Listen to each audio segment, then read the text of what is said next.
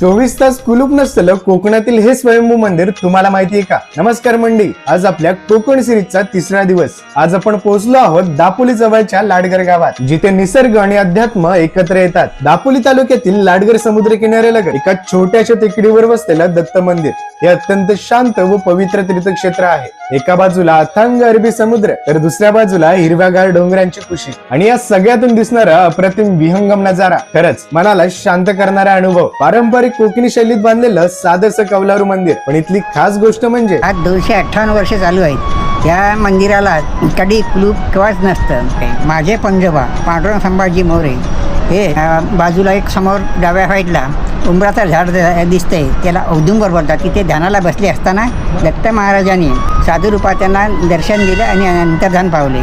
पूर्वी इथे कालभैरवाचंही स्थान स्थापलं गेलं होतं. पूर्वी इथे उत्सवात नैवेद्य म्हणून कोंबड्यांचे बळी दिले जात होते. 1997 पासून इतर प्रथा तशाच ठेवून केवळ बळी प्रथा कायमची बंद करण्यात आली आणि आजही दत्त जयंती मोठ्या उत्साहात साजरी केली जाते. कोकणात आलात आणि मनाला शांती हवी असेल तर या ठिकाणाला एकदा नक्की भेट द्या.